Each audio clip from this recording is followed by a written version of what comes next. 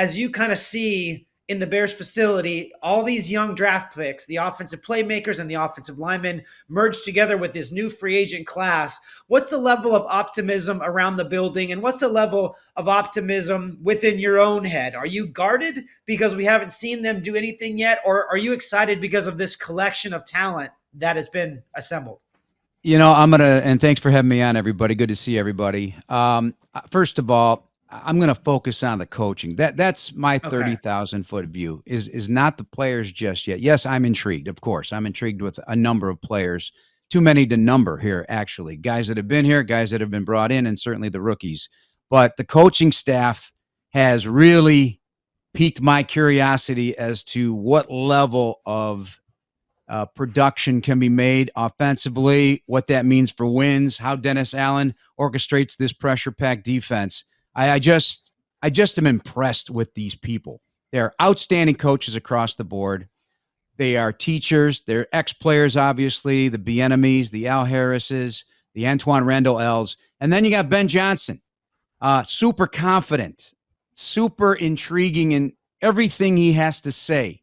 I think he has a lot of meaning with everything he says at the podium, and he set the table a while ago for these players, the very first team meeting, about what the expectation is going to be and the standard. I keep hearing this back and forth from the players. The standard is the standard. So whatever that looks like, whatever that definition is from Ben Johnson, it's already been downloaded to each of these individuals. So that's what intrigues me the most. I think that's such a testament too, then, to Ben Johnson's leadership within his staff, because as well as anybody, being in a building where the head coach, the tones trickles down from the head coach, and it has to go to his staff first before it can then show up in the team and the players and all of that. So, what have you seen the interactions between Ben Johnson and his staff be like within the building, and how is he kind of coaching his coaches?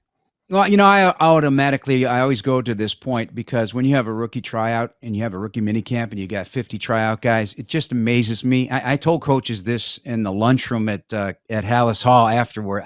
I don't know how they make it look like football. That these guys have no idea what they're doing, right? Yeah. These tryout guys are wide-eyed and just trying to impress, and it just looked good. It looked good. And this happens often, but. Yes, you make a terrific point, Carmen, because he is bringing in guys that are not all his friends. We've discussed this. These are not people necessarily he knew of or was recommended to at least interview. And so they're learning the offense that he is putting together as well.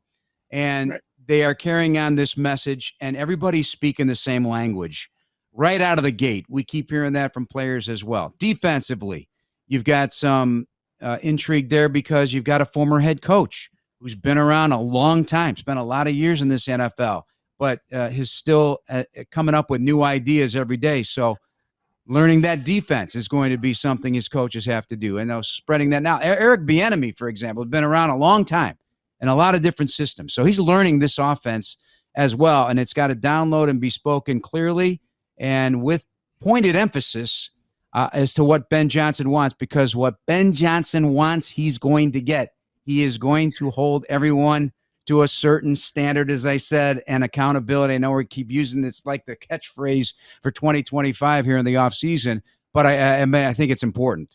And you know what really signified to me that this coaching staff is getting it right already is what Joe Thuney said at the podium last week, and I did an interview with him one-on-one for our Bears Etc. podcast this past week as well, and Bears Weekly.